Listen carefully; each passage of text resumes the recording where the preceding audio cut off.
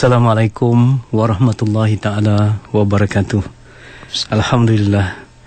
Alhamdulillahilladzi hadana lihadza wa ma kunna linahtadiya laula an hadanallah. Wassalatu wassalamu ala Rasulillah wa ala alihi wa sahbihi wa man wala. Rabbi shrah li sadri wa yassir li amri wa hlul 'uqdatam min lisani yafqahu qawli. Subhanaka la ilma lana illa ma 'allamtana innaka antal alimul hakim. La haula wala quwwata illa billahil aliyil azim.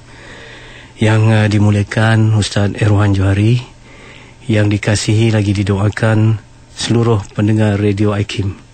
Alhamdulillah, syukur kepada Allah Subhanahu Wa Taala kerana dengan izin serta limpah kurnianya pagi ini kita telah dipilih untuk berada di dalam kebaikan. Kita berada dalam majlis ilmu. Sebagai permulaan, marilah saya mengingatkan diri saya dan juga semua bahawa hidup ni adalah satu permusafiran ataupun satu perjalanan yang panjang. Iaitu hidup kita bermula, yang kita ni kepunyaan Allah, dan kita akan kembali kepada Allah. Perjalanan dalam kehidupan ini sesungguhnya adalah satu ujian. Ujian-ujian yang bakal meletihkan kita. Jadi cuba kita bayangkan dalam perjalanan kita di dunia. Contohnya nak balik kampung, nak pergi ke tempat yang jauh bercuti dan sebagainya. Bila perjalanan tu lebih daripada 2 jam, selalunya pakar-pakar menasihat kita supaya berhenti rehat di RNR, rehat dan rawat, ya. Supaya fizikal kita yang penat, fikiran kita yang kehilangan tumpuan itu kembali segar. Bayangkan hidup kita di dunia ini, perlu juga ada RNR-nya, rehat dan rawat. Iaitu perjalanan yang kita tempuh dengan fikiran kita, dengan perasaan kita, dengan hati kita. Lebih-lebih lagi memerlukan satu kerehatan. Kerehatan dalam perjalanan dalam hidup ini ialah apabila hati itu dekat kepada penciptanya. Iaitu di sanalah dia berehat, di sanalah dia dapat ketenangan. Justru rehat bagi orang mukmin ini ialah dalam solat. Rehat orang mukmin ini apabila dia melaksanakan ibadah-ibadah. Dan apa rehat seorang mukmin ini apabila salah satunya berada seperti berada di dalam majlis kita sekarang, iaitu majlis zikrullah ataupun majlis ilmu. InsyaAllah apabila jiwa kita berehat, fikiran kita berehat, kita akan dapat kekuatan. Dan dari sanalah kita akan mengisi kehidupan ini supaya bermula dengan Allah, kemudian di pertengahannya juga kita bersama dengan Allah, dan kembali nanti kita kepada Allah. Jadi pada pagi ini saya ingin berkongsi dengan para pendengar satu tajuk, iaitu hati emas. Bila kita kata emas, itu hati yang sangat bernilai, hati yang sangat tinggi ataupun mahal harganya, ya. Manusia ini hakikatnya dia terjadi daripada 2 unsur, ya Ustaz Irwan, ya. Pertama daripada jasad ini yang asalnya daripada tanah, lambang kerendahan. Tanah ni dipijak-pijak, tetapi ada juga unsur yang kedua, yang ini yang lebih penting, iaitu hakikat manusia itu sendiri, iaitu jiwanya, hatinya, rohnya.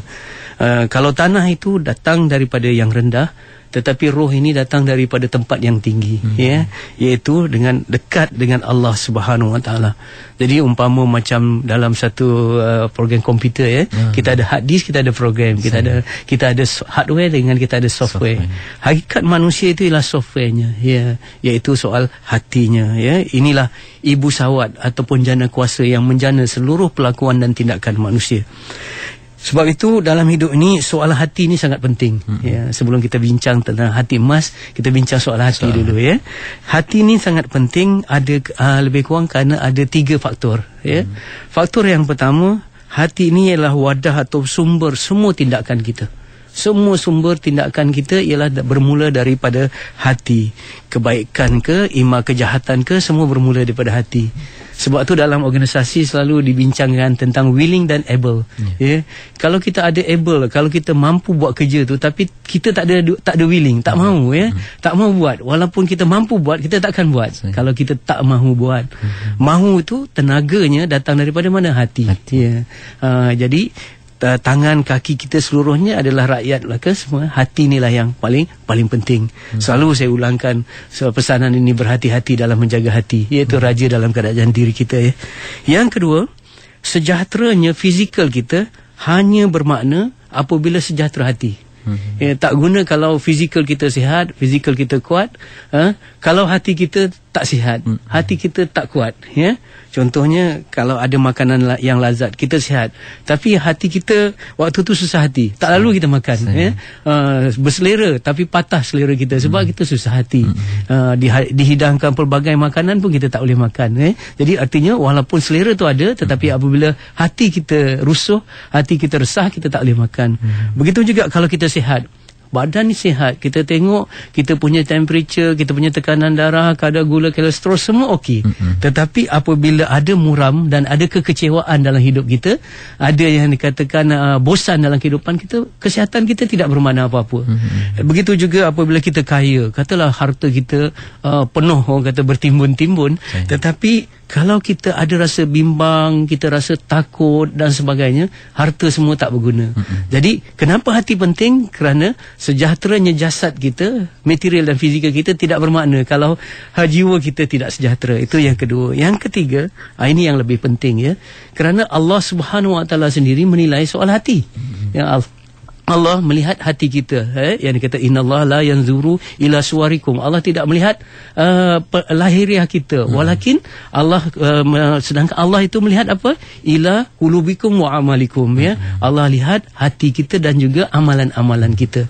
Dan Rasulullah juga menilai soal hati. Sebab tu Rasulullah kata kaya sebenarnya ialah kaya hati, ya. Sebab tu Rasulullah menganjurkan kita supaya berada di depan cermin, kita berdoa supaya disempurnakan akhlak kita. Akhlak kita ni soal hati juga. Subhanallah, cuba kita lihat sebagai muhasabah lah pada pagi ni, saya dan juga semua pendengar, sama ada yang sedang bekerja ataupun sedang memandu ketika ini, cuba lihat hari ni kita berapa kali kita tengok cermin dah, ya. Saya rasa pagi tadi semua orang tengok cermin, ya. Kita tengok cermin, saat lagi tengah hari, saat masuk kita tengok cermin, berkali-kali dalam satu hari kita tengok cermin. Yang kita lihat jasad lahiriah, tetapi bila kita tengok hati kita, ya, bila kita bercermin untuk melihat hati kita, cermin bagi melihat hati kita ialah muhasabah. Ya, kita muhasabah lepas solat, duduk sebentar, sebelum tidur duduk sebentar, apakah hati kita, hati yang sejahtera atau sebaliknya, ya. Sebab itu kalau kita lihat dua nilai yang paling tinggi di sisi manusia, iaitu dan juga di sisi Allah. Yang pertama, nilai kita di sisi Allah ialah takwa. Takwa ini di mana? Takwa ini di hati. At-taqwa hahuna, kata Rasulullah, menunjukkan hatinya, ya. Begitu juga bila kata-kata nilai kita sesama manusia di mana? Akhlak. Akhlak itu juga di mana? Di hati. Apabila kebaikan sudah serasi dan sebati dengan hati kita, itu yang dikatakan akhlak, ya. Insya-Allah. Jadi itulah yang dikatakan soal hati ini kita kena pentingkan, ya. Soalnya sekarang bila kita nak tenang hati, dekat dengan Allah, ya. Dekat dengan Allah ni dekat di masjid, di tempat-tempat dengan Al-Quran, dengan majlis-majlis ilmu, ya. Cuba kita tengok, kalau kita nak ubat lahiriah kita, kita pergi ke hospital. Tetapi kalau kita nak ubat hati kita, kita dekatkan dengan masjid. Jadi hari ini lebih ramai orang pergi hospital ke orang pergi masjid. Itu saja satu muhasabah dan melihat bahawa soal hati yang penting ini tidak diutamakan dalam kehidupan kita. Itulah relevan yang signifikannya perbincangan kita tentang hati, hati emas. Mari kita lihat sifat-sifat hati, ya, sifat-sifat hati. Saya hanya berkongsi dengan apa yang telah disampaikan oleh para ulama kita yang lebih arif, ya. Kita hanya mengetengahkan dengan bahasa yang mudah. Mudah-mudahan di sana para pendengar dapat mengambil iktibar dan juga kita juga boleh mengambil ibrahnya, ya. Sifat hati yang pertama, dia bolak-balik. Jadi hati adalah elemen dalaman yang paling berpotensi untuk tidak konsisten. Ya, tidak konsisten. Rasulullah bagi satu metafora, iaitu macam kuah yang berbolak-balik. Kenapa dia berbolak-balik? Kerana hati ini menjadi rebutan antara malaikat dan juga syaitan. Ya, jadi hati kita ni sentiasa menjadi rebutan. Ketika saya bercakap, ketika anda sedang mendengar kali ini pun, hati itu sudah menjadi rebutan. Rebutan syaitan dengan was-was, malaikat dengan ilham kebaikan. Begitu juga. Begitu juga hati ini dia menjadi rebutan antara akal yang sejahtera dan juga nafsu yang hakikatnya nak bawa kepada kejahatan. Jadi sentiasa berperang antara syaitan dan malaikat. Dia ada di medan hati kita, dan sentiasa berebut-rebut antara akal dan nafsu dalam hati kita. Justru hati itu tidak tidak stabil. Sebab itu kita minta, dianjurkan oleh Rasulullah, ya muqallibal qulub tsabbit qulubana ala dinika wa ala ta'atik. Jadi kita minta Allah yang membolak-balikkan hati supaya hati kita ni ditetapkan dengan ketaatan dan juga kepada amal yang soleh. Jadi pertama, hati ini bolak-balik. Saya katakan hati ini berada dalam dua graviti. Ya, kalau bumi ni dia ada satu graviti saja. Tapi hati kita ni ada dua graviti. Satu graviti tahap tinggi, iaitu yang nak membawa kepada Allah, yang datang daripada ilham para malaikat dan juga akal kita. Jadi satu lagi graviti tahap rendah, yang nak membawa kita kepada bahimiah, sifat-sifat kebinatangan oleh syaitan dan juga hawa nafsu. Ini jadi hati sifatnya bolak-balik. Itu satu. Yang kedua, hati ini fitrahnya baik. Fitrah dia, fitrah tu yang asal dia, yang tabi'i dia. Kita dalam diri kita ni ada dua unsur, satu nafsu, satu lagi hati kan. Nafsu ni fitrah dia sentiasa mengajak kepada kejahatan. Asal dia kejahatan, tapi dia boleh dididik, boleh diasuh ke arah kebaikan, tapi fitrahnya memang jahat. Ini nafsu. Tapi fitrah hati sebaliknya. Fitrah hati ni sentiasa baik. Asalnya dia baik. Kalau kita tengok, kita suka kepada orang baik, kita suka tak? Orang baik kita suka. Kalau orang tu pemurah, orang tu suka membantu, orang tu cakapnya lemah lembut, orang tu berakhlak, hati kita jatuh suka, ya. Walaupun kita jahat, tapi kita suka pada kebaikan. Itu menunjukkan fitrah hati tu memang suka kepada kebaikan. Yang kedua, kita suka kalau kita rasa bila kita buat satu perkara yang tak elok tu, kita ada rasa guilty conscious dalam hati, ya, rasa tak seronok. Sebab tu ketika seorang pemuda datang kepada Rasulullah, ya Rasulullah, saya nak berzina. Rasulullah kata, bagaimana kalau adik perempuan kamu dizinahi? Macam mana kalau isteri kamu? Bagaimana kalau ibu kamu? Bagaimana kalau adik-beradik perempuan kamu lelaki tadi rasa dia tak suka. Kenapa? Waktu itu Rasulullah sallallahu alaihi wasallam sedang menyentuh fitrah hatinya yang suka kepada kebaikan. Jadi fitrah hati ni dia suka kepada kebaikan. Begitu juga hati kita ni, dia jijik dengan satu yang kotor. Ya, satu yang minta kata yang jahat, satu yang kotor. Misal kata contoh, kita tengok saja benda yang bernajis, benda yang itu, timbul hati dalam hati, dah jijik dah. Jadi fitrah hati ni suka kepada kebaikan dan benci kepada kejahatan. Namun sifat yang ketiga hati ni, ya, iaitu hati ni boleh sakit. Dia boleh sakit. Bukan sakit hati ni, ya, tapi dia boleh sakit. Yang itu yang dikatakan Rasulullah, fi qulubihim maradun fazadahumullahu marada, ya. Dalam hati dia tu dah ada sakit, Allah tambah lagi sakit, ya. Hati ni sakit bila apa? Bila tadi dia lari daripada fitrahnya. Kan? Sebab itu kata Ibnu Athaillah dan juga kata ulama-ulama kita, tanda hati sakit tu bila dengan kebaikan dia tak suka, tetapi sebalikkan dengan kejahatan dia suka. Itu tanda hati sakit. Jadi walaupun fitrahnya baik, tetapi hati boleh juga orang kata ditimpa oleh sakit. Sakit hati ini namanya mazmumah, ya. Nama mazmumah. Kemudian yang keempat, ya, satu, tidak, hati itu bersifat bolak-balik. Yang kedua, fitrahnya baik. Yang ketiga, dia boleh sakit. Yang keempat, hati ni dia hanya boleh ada di dalam hati tu satu cinta saja. Ya, dia tak boleh ada dua cinta. Dia mesti ada satu cinta saja. Wadah yang bila diisi dengan cinta Allah, cinta yang selain masih Allah tu akan keluar. Kalau dia ada cinta dunia, cinta yang selain Allah dalam hati itu, cinta Allah akan keluar. Dia tak boleh hati ini mencintai dua elemen dalam satu masa. Tak boleh, ya? Dia mesti ada satu saja. Kalau kita ada cinta Allah aja di situ, tak ada cinta-cinta yang lain, ya? Tetapi saya nak jelaskan nanti mungkin dalam penjelasan, kalau kita cinta Allah, ada cinta-cinta yang lain, iaitu cinta kerana Allah. Ada cinta juga, tetapi cinta-cinta kerana Allah. Tetapi kalau dah ada dunia di dalam hati kita, cinta Allah tu tidak akan ada. Jadi hanya ada kebesaran Allah, kebesaran makhluk akan jadi kecil. Tapi kalau kebesaran makhluk besar dalam hati kita, kebesaran Allah tu tidak akan ada di dalam hati kita. Ini sifat. Baik, sebagai perkongsian sedikit, ya, Ustaz Imran, ya. Ada 4 jenis hati. Kita tengoklah hati ni. Cuba tengok, kita ada satu sumber cahaya di hadapan kita. Cuba tengok hati kita di mana, ya. Ada 4 jenis hati. Pertama, hati orang kafir. Hati orang kafir ni hati yang terbalik. Kalau sumber cahaya tu depan, dia terbalik. Bila dia terbalik, macam cermin yang terbalik, dia tak akan dapat cahaya. Hati yang terbalik ni hati yang hitam, hati yang gelap, hati yang langsung tidak ada kebaikan, kejahatan langsung. Ini hati orang kafir, ya, iaitu hati yang terbalik ataupun hati yang hitam. Yang kedua, hati orang munafik. yang dikata yuzhirul Islam wa yubtinul kufra. Dia menzahirkan Islam tetapi dia menyembunyikan kekufuran. Hakikatnya kufur jugalah. Tetapi hati orang munafik ni hati yang terhijab ataupun terbungkus. Cahaya ada tetapi dia dah terhijab, dia dah terbungkus. Jadi macam hati orang kafir tadi terbalik. Yang ini dia terhijab. Jadi bila terhijab, dia macam tak boleh nampak jugalah. Gelap juga. Dia tak boleh dia tak boleh menerangi dan dia juga tak terang daripadanya. Orang ini hati orang munafik. Dan yang ketiga, hati orang yang fasik. Hati orang yang fasik ni hati yang melintang. Dia melintang. Saya tak ada nak tunjuk dalam bentuk ni. Melintang ni artinya dia tegak tidak, dia tersembam tidak. Dia melintang. Jadi kadang ada cahaya, kadang tak ada cahaya. Kadang kegelapan, kadang begitulah. Di antara dua, di antara dua hati ini, dia tidak stabil. Dia berlaku tarik-menarik yang sangat kuat. Kadang-kadang ada ilham kebaikan, kadang-kadang ada was-was kejahatan. Jadi ini hati orang fasik. Subhanallah, kita rasa hati kita di sinilah yang sentiasa berperang, kadang-kadang jadi baik, kadang-kadang terlintas kejahatan, tergoda juga kan dan sebagainya. Dan hati yang menjadi sasaran kita ataupun yang jadi target kita untuk memilikinya sebelum kita mati, kita nak dapat memiliki hati ini, iaitu hati orang yang muttaqin. Hati yang terang dan boleh menerangi.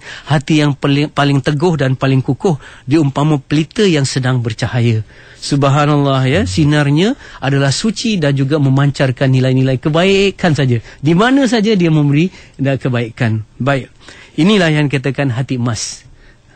Hati muttaqin inilah yang dikatakan hati emas, iaitu qalbun salim. Hati yang sejahtera.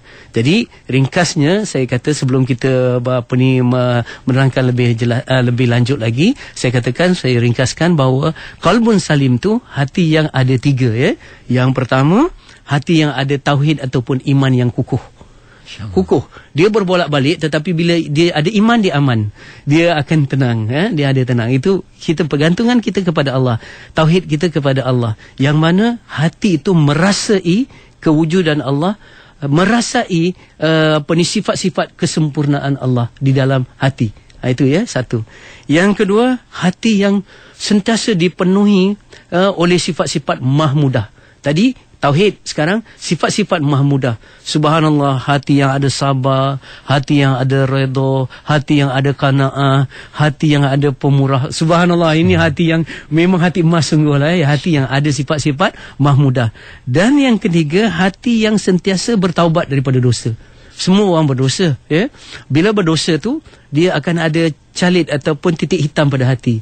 Tetapi orang yang mempunyai hati emas, setiap tercalit aja dia terus bertaubat. Bila taubat, bersih lagi. Jadi dia tak boleh mengelakkan daripada dosa, tetapi setiap kali berdosa dia bertaubat. Jadi itulah hati emas, hati yang ada keimanan ataupun ketauhidan yang kukuh, iaitu rasa bertauhid. Yang ketiga, dia ada sifat-sifat, yang kedua sifat-sifat mahmudah, dan yang ketiganya dia sentiasa bertaubat daripada dosa-dosanya. Itulah hati emas. Jadi kita akan bincang lagi nanti kenapa hati emas ni penting, dan insya-Allah kalau ada masa, kalau Allah izinkan, bagaimana kita nak dapat hati emas tu, insya-Allah. Alhamdulillah. Daripada Zainul Abidin katanya hati emas, hati yang ada iman yang kuat pada Allah. Jadi bagaimana sebenarnya nak kuatkan iman tu, Ustaz? Ya. Bagaimana untuk dapat hati emas?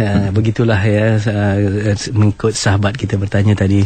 Mudah-mudahan dirahmati oleh Allah Subhanahu Wa Taala, kerana sama-sama kita berbincang dalam majlis ilmu. Yang pertamanya mesti bermula dengan ilmu. Mesti bermula dengan ilmu. Jadi kita belajar supaya dengan itu akal kita mengetahui apa yang dikatakan hati emas tadi. Kita tahu mesti diisi dengan tauhid, mesti diisi dengan sifat-sifat mahmudah, kemudian mesti dalam hati itu bersentiasa bertaubat dengan dosa-dosa. Jadi kita kena tahu apa itu dosa, apa itu taubat, apa itu iman, apa itu mahmudah.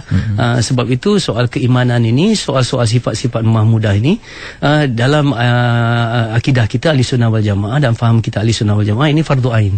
Fardu ain kita belajar tentang tauhid dan juga tentang tasawuf ataupun akhlak. Ini pertama kita belajar, iaitu dia kata alim. Tapi alim saja tak cukup. Alim itu mesti dibawa kepada yang kedua, amil. Amil itu kita amalkan.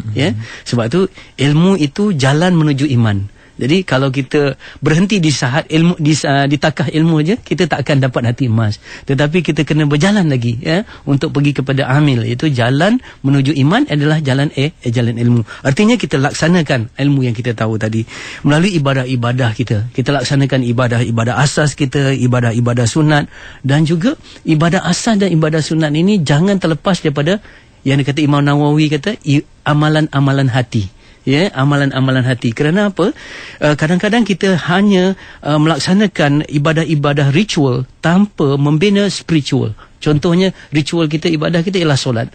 Sedangkan solat itu kita tengok technical mechanical saja ya. Tetapi dalam solat itu wa aqimus solah li dzikri. Dan dirikan solat untuk apa? Untuk ingat kepada Allah. Ingat tu kerja hati. Jadi dalam solat tu kerja hati. Dalam solat juga ada khauf, ada rasa takut, ada rasa haya, rasa malu, ada rasa rajak, rasa harap dengan Allah. Jadi apabila kita melaksanakan amalan-amalan lahir, jangan lupa sekalikan dengan amalan-amalan batin kita. Bukan saja dalam solat, dalam wuduk begitu juga. Kalau kita basuh muka kita, artinya kita membasuh pandangan kita, membasuh penciuman kita, pendengaran kita dan sebagainya. Hakikatnya itu ya. Jadi apabila kita laksanakan amalan-amalan hati ni, itulah sebenarnya tujuan amalan lahir. Kita solat untuk cegah daripada fahsyat dan mungkar. Kita puasa untuk bertakwa. Takwa tu soal hati. Kita zakat untuk membersihkan diri dan membersihkan harta. Semuanya pergi kepada sifat-sifat kehambaan. Masalah kita kadang-kadang dalam amil ini, dalam kita beramal ini, kadang-kadang amalan kita hanya amalan lahiriah ya. Kita tak sekalikan dengan amalan-amalan batin ya, amalan-amalan batin, amalan-amalan dalaman kita yang melahirkan sifat-sifat kehambaan. Tak cukup apabila kita alim, kemudian kita amil, yang ketiga mesti arif. Arif ini artinya kita mengenal Allah Subhanahu Wa Taala, ialah dengan kita mengenal Allah ini ya melalui apa? Apabila ibadah-ibadah, datanglah ujian-ujian dalam hidup kita. Ini adalah untuk kita kenal Allah. Sebab itu yang pertama kita ibadah, kemudian dia ada yang kedua yang dikatakan mujahadah, yang ketiga yang dikatakan mihnah. Mihnah ini ujian-ujian dalam hidup kita ya, supaya ujian-ujian hidup ni sebenarnya Allah mendidik kita dan Allah sedang memperkenalkan dirinya kepada kita ya. Contohnya bila Allah Subhanahu Wa Taala mendidik kita dengan kegagalan, di sana kita ada timbul rajak harap kepada Allah ya. Allah Subhanahu Wa Taala didik kita dengan rasa-rasa takut, rasa kekurangan, supaya di sana ada redha, ada sabar dan sebagainya, supaya hati ini kembali kepada Allah. Jadi apabila diuji, kita kembali kepada yang memberi ujian. Jadi barulah kita arif ya, barulah kita kenal Allah dengan pandangan mata hati. Subhanallah, dalam kaedah pengajaran tasawuf ataupun guru-guru kita, syekh-syekh kita menerangkan bahawa dia ada 3 proses. Katakan bagaimana untuk dapat hati yang sejahtera tadi, hati yang emas tadi, iaitu takhalli, tahalli dan tajalli ya. Jangan takut dengan istilah ya. Kalau dikatakan takhalli ni ialah kita kosongkan ya, kita kosongkan. Mana mungkin hati kita ditanam dengan sifat-sifat mahmudah sekiranya hati itu masih dipenuhi oleh perkara-perkara yang kotor, perkara-perkara yang buruk ya. Macam kita nak tanam pokok lah. Terlebih dahulu kita bersihkan daripada lalang, daripada semak, daripada belukar. Takkanlah ada lalang, ada semak tu kita nak tanam je, takkan tumbuh dia. Jadi peringkat pertama ialah kita takhalli. Takhalli ni kita keluarkan sifat-sifat ini ya. Bila kita nak keluarkan sifat-sifat mazmumah ini, keluarkan sifat mazmumah, sifat-sifat buruk ni, tentulah kita akan bertarung dengan hawa nafsu. Bertarung dengan hawa nafsu. Sebab sifat-sifat mazmumah ini sangat disukai oleh hati kita ya. Sangat disukai. Kalau hati yang tak terdidik lagi lah. Jadi di situ ada peperangan yang berlaku. Peperangan inilah yang dikatakan mujahadah ya. Bila orang marah, kita kata kita nak marah balik. Tak. Ilmu kita bagi tahu kita kena sabar. Sabar tu mengekang sifat-sifat yang nak marah balik tu kadang-kadang menderita ya. Ustaz Irwan, di situlah yang katakan mujahadah. Mujahadah kadang-kadang kita buat kebaikan, orang puji. Bila orang puji kita timbul rasa riak, nak tunjuk-tunjuk, rasa sum'ah, supaya bila kita suka mendengar pujian. Sebenarnya dalam syariat Islam, kita dipuji tak salah. Kita dipuji tidak salah, tetapi kalau kita beramal untuk kita dipuji, itu yang salah ya. Kita tak ada niat nak dipuji, kita buat begitu saja tapi dipuji. Itu sebagai satu berita gembira, kata dalam hadis, berita awal gembira kepada orang mukmin. Tetapi kalau awal-awal kita nak melakukan satu amal, kita dah mengharapkan pujian, dan apabila kita dikeji, kita rasa sakit hati, di situ jadi timbul, ya. Itu yang dikatakan, pada hati yang tidak mengharap pujian, ada kekebalan untuk menghadapi kejian. Ya, pada hati yang tidak mengharap pujian saja, ada kekebalan untuk menghadapi kejian. Jadi orang yang takhalli ni dia kena keluarkan, lawannya dengan mujahadah. Yang kedua barulah tahalli. Tahalli ni kita tanam, kita semai sifat-sifat mahmudah. Kita keluarkan mazmumah, kita tanam mahmudah. Bila kita tanam mahmudah, artinya kita nak sembah sabar, redha, pemurah, ikhlas. Ini juga memerlukan mujahadah. Bukan senang, ya. Sebab itu saya selalu bawa perumpamaan begini, ya, Ustaz Irwan, ya. Ini kita bincang tentang soal hati. Katalah halaman rumah kita biarkan saja. Agak-agak tumbuh keledek ke, tumbuh sawi ke, tak, tak mungkin. Halaman rumah kalau dibiarkan mesti tumbuh lalang, Tapi kalau kita nak tanam sawi ataupun kita nak tanam sayur, pokok-pokok, kita mesti bergempur dia, bajai dia. Bila dah tumbuh, kena jaga daripada serangganya. Kita kena jaga. Artinya bila kita nak tanam sifat-sifat mahmudah, ini juga memerlukan mujahadah. Jadi mujahadah dengan hati emas ni, dia sangat sinonim. Tidak mungkin kita dapat hati emas kalau kita tidak melalui jalan mujahadah. Dan yang ketiga yang dikatakan tajalli, ya. Takhalli, tahalli dan tajalli. Tajalli ni ialah kita bila kita dah menyatakan terserlah kebaikan. Artinya pohon kebaikan yang kita semai itu dah berbuah. Jadi bila kita berbuah, artinya waktu itu terbukalah mata hati kita. Ini yang dikatakan, kita belajar, kita dapat ilmu yakin. Tetapi apabila kita lakukan takhalli dan takhalli tadi, kita akan dapat yang dikatakan ainul yakin. Waktu tu hati yang fasik tadi ataupun hati yang terbungkus tadi, dia akan tersingkap dia punya hijab. Waktu tu dia ada katakan ainul yakin, dia yakin dengan melihat dengan pandangan mata hati. Waktu tu dia bukan tahu saja Allah ada, tapi dia terasa Allah Subhanahu Wa Taala ada. Subhanallah, hati yang beginilah hati yang memang indah, hati yang cukup orang kata tenang dalam menghadapi kehidupan. Ini juga kalau kita lihat as a big picture, kalau kita tengok dalam tasawur Islam, ini yang dikatakan tauhid, fiqh dan tasawuf. Tauhid itu ialah biji benih, dikatakan fiqh itu ialah pohon, dan yang dikatakan tasawuf ataupun akhlak itu adalah yang dikatakan buahnya. Itu yang dikatakan takhalli, tahalli dan tajalli. Tajalli itu kita dah rasa buah manis rasanya, rimbun dan sebagainya. Subhanallah, itu yang kita hendak. Jadi ini melalui jalan yang dikata alim, amil dan arif, takhalli, tahalli dan tajalli. Ini yang dikatakan tauhid, fiqh dan tasawuf.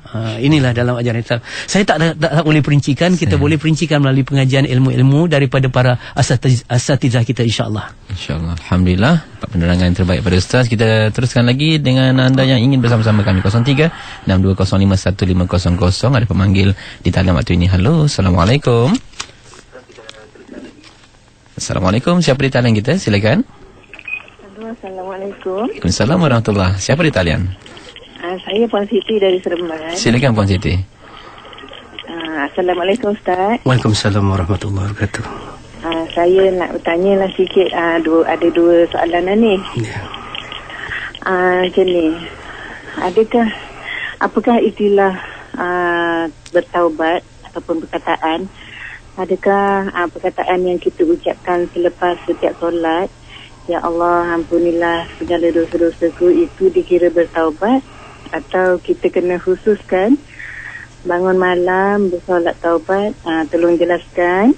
Lagi satu, bagaimanakah kita nak khusyukkan hati kita sewaktu bersolat? Kerana sewaktu menghadap Allah ni kadang-kadang selalu jugalah, walaupun pas kita menepis baca ayat-ayat sebelum tu, tapi masih ada lagi yang bermain-main fikiran tu. Macam mana ya Ustaz? Tolong bagi tip ataupun ayat-ayat amalan.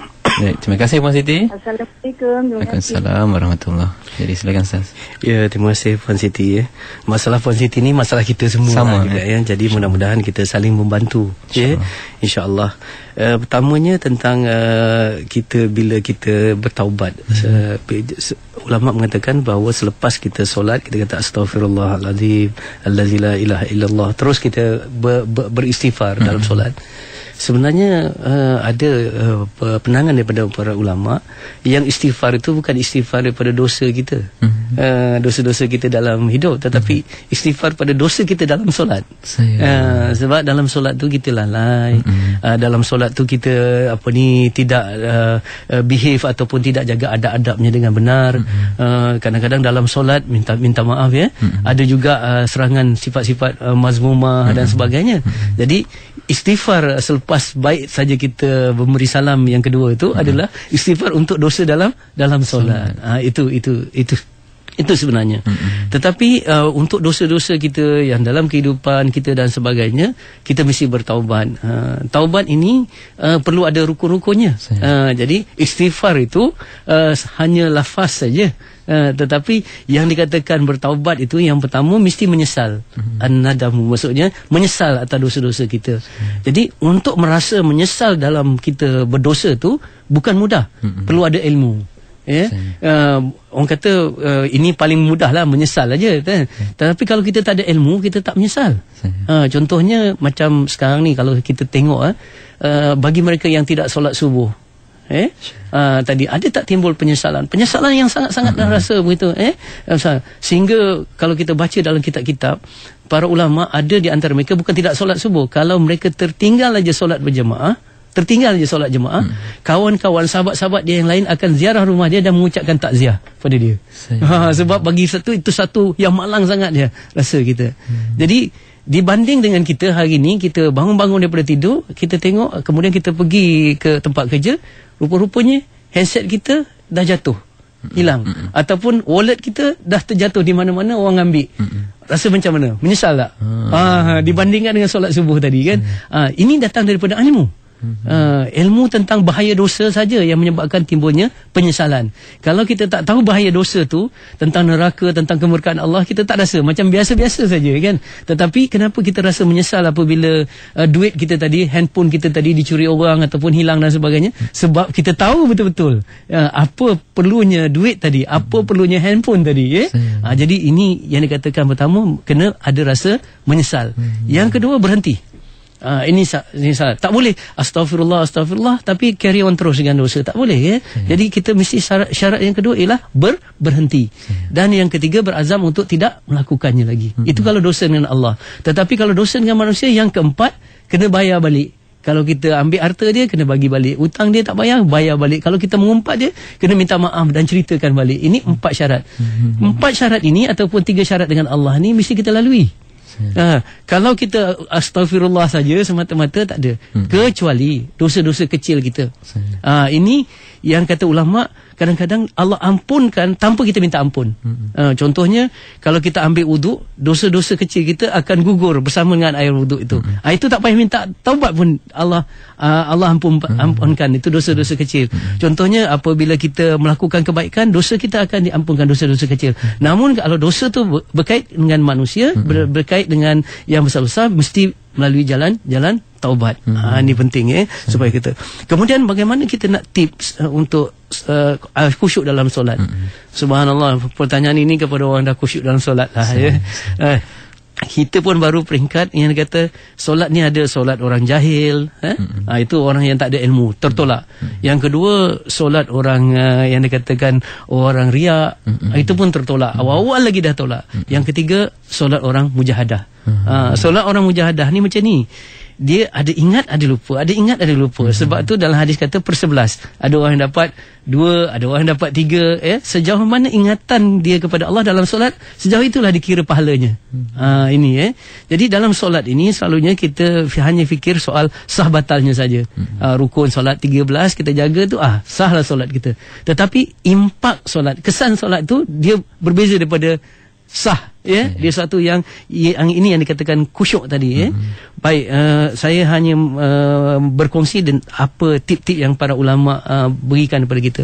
Yang pertama, hendaklah kita ada ilmu sekali lagi tentang solat. Kita kena ada ilmu tentang solat. Maksudnya kita faham bacaan-bacaan dalam solat, rukun qauli. Kita faham bacaan solat. Bukan saja kita faham, tetapi kita menghayati. Contoh, kita tahu makna Fatihah, bukan saja tahu makna Fatihah, tetapi kita belajar tafsir tentang Fatihah. Yang dikatakan Malik Yaumiddin tu kan, contohnya Allah menjadi raja, penguasa kepada hari kebangkitan. Hari kebangkitan tu macam mana? Sifat Al-Malik Allah tu bagaimana? Yang dikatakan iyyaka na'budu, kepadamu kami beribadah atau mengabdikan diri, wa iyyaka nasta'in. Kenapa iyyaka na'budu dulu? Beribadah dulu baru kita minta. Ada tafsiran-tafsirannya. Jadi orang yang mengucap ucapan-ucapan yang sama, bacaan-bacaan yang sama dalam solat sama saja. Apa yang diucapkan oleh para nabi, apa yang diucapkan para sahabat dengan apa yang diucapkan kita, kan?